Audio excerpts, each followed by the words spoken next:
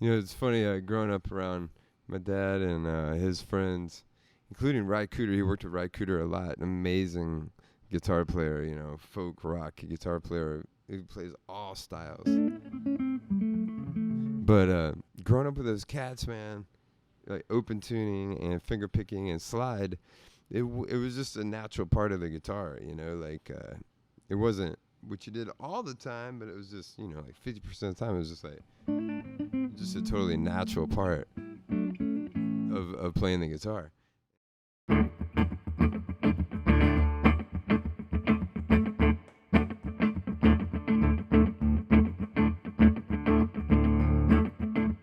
The traditional Bo Diddley Beat is shave and a haircut, 2 fits.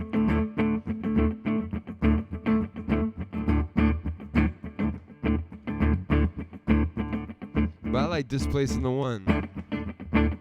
You drop the one.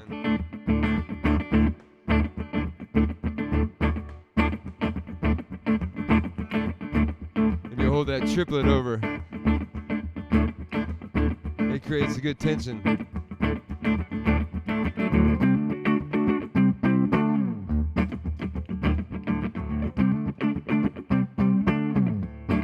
And it's cool.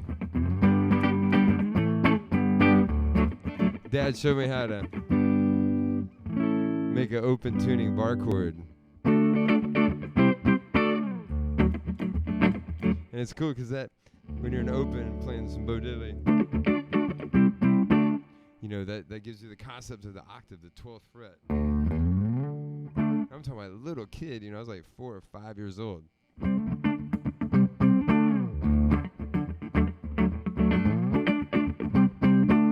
I still play that joint all the time. I play everything I play is in open tuning and always throwing some sort of little Bo Diddley pattern.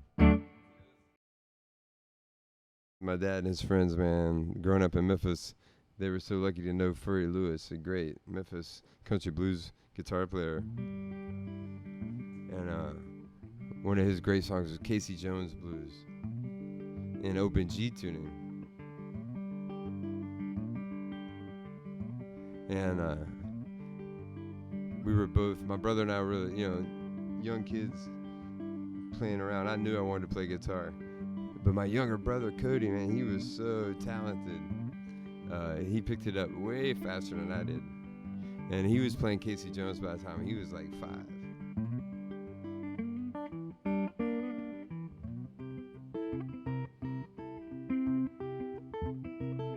But I kept on practicing. Early in the morning was drizzling rain. Round the curve come a passing the train. Under the wheel was old Casey Jones. Mighty man, but he's dead and gone. Lord, dead and gone.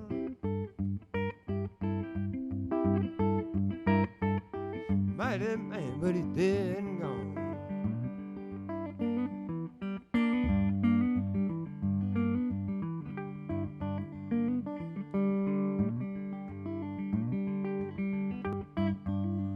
Casey Jones is one of those songs.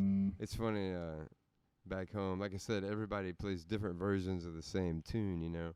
And Furry changed up his versions as he got older, you know. It's like R.L. Burnside. The older they get, the more zen and that their parts become. But I like the youthful, you know, more active finger-picking styles as well. Furry, interesting thing that he would, on the early recordings, he was rocking back and forth on the G octave.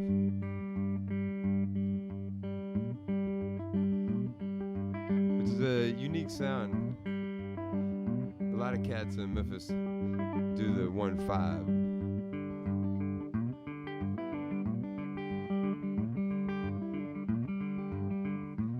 Just hitting the 1-5, 1-5, 1-5, 1. intricate little things that make it different. I remember when being a little kid, and Dad said Casey Jones was such a great lick because it was the up-down meaning.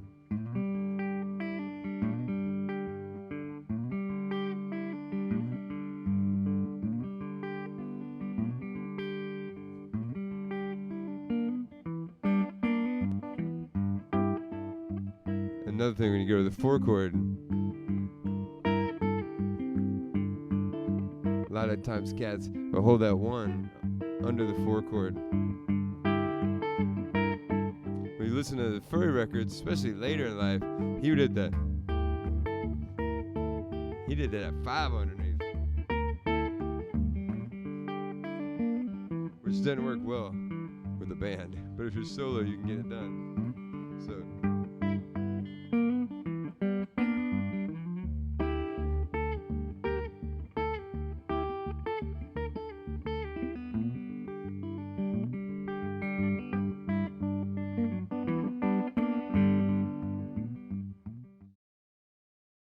Being a self-taught kid, finger picking, I developed like a kind of a ramshackle style of finger picking, like where my 1, 2, 3, 4, 1, 2, 3, 4. My 2 and 4 is my backbeats. They were out,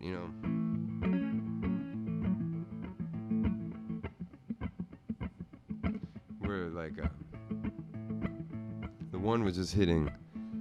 My thumb was just hitting the downbeats, and but it was hard.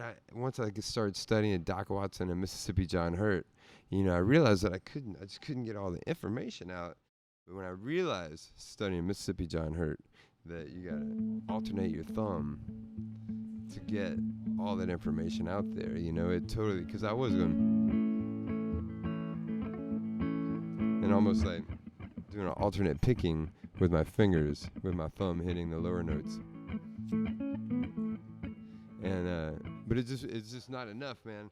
If you're gonna do some advanced finger picking, you gotta get that thumb alternating, or at least moving up into hitting, 8th notes.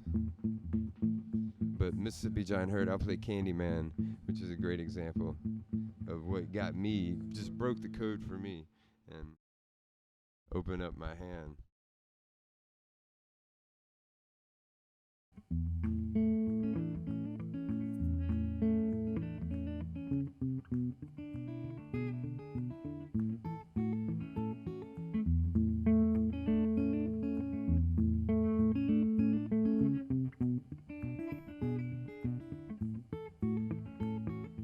All you ladies gather round, a good sweet Candyman in town is the Candyman.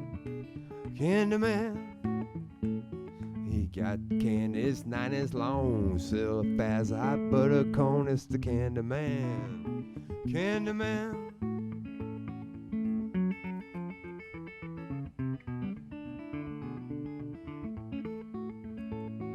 On the Candyman you get mighty sick, You must have gotten stuck on the Candyman stick,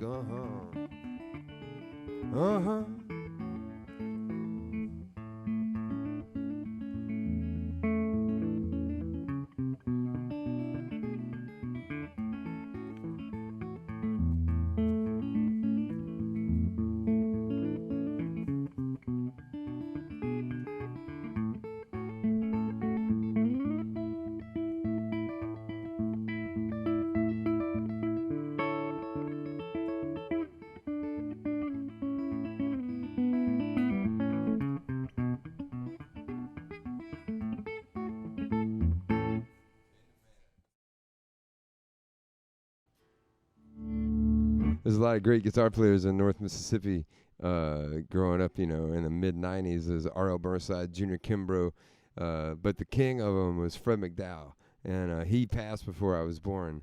But Fred McDowell was from Rossville, Mississippi, which is where Rossville, Tennessee, which is where we were originally from, and then we all moved down to North Mississippi at different times. But Fred McDowell, man, he was an open tuning slide master.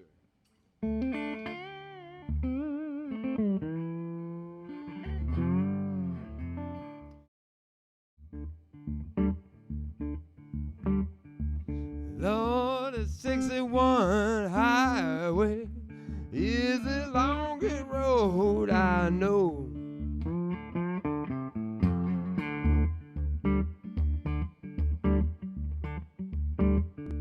Lord, 61 highway is the longest road I know.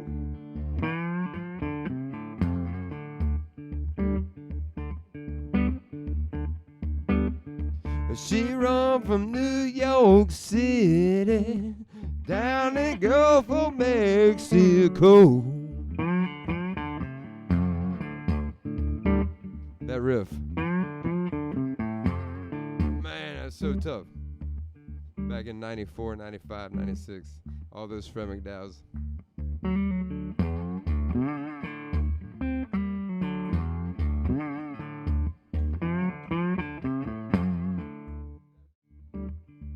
The cool thing about also that this 61 highway illustrates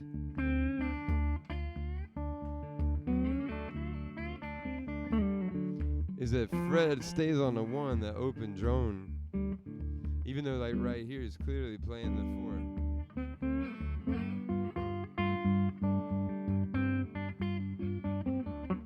4. So that's what Fred does not do. He holds that 1 underneath the melody, even on the 5 chord. The New York City, down the Gulf of Mexico. You know, Delta or Chicago blues would be more like New York City, down the Gulf of Mexico.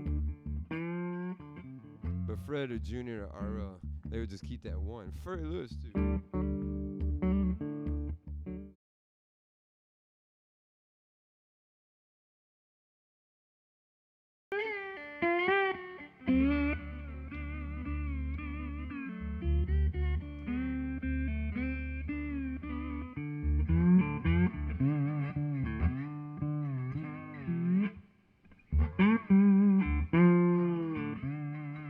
Brother, don't you be worried, brother, don't you be hurried, brother, don't be worried. See what the Lord has done. Well, keep your lamp trimmed and burning. Keep your lamp trimmed and burning. Keep your lamp trimmed and burning. See what the Lord has done. Brother, don't you be worried, brother, don't you be hurried, brother, don't be worried. See what the Lord has done. But remember, at one point, I was studying Fred's Jesus on the Main Line, and he had his note that was like so literally in between the 2 and the minor 3rd. I mean, he had his own microtonal note that he hit in the melody every time. That I just love that. I mean, that's one of the beauties of slide guitar.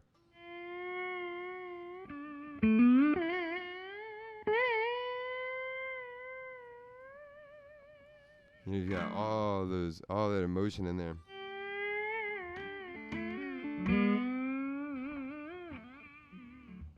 Yeah, Fred McDowell, Oath of Turner, those cats definitely led me down the path. Changed my life. Carried me around the world. Thank you, fellas.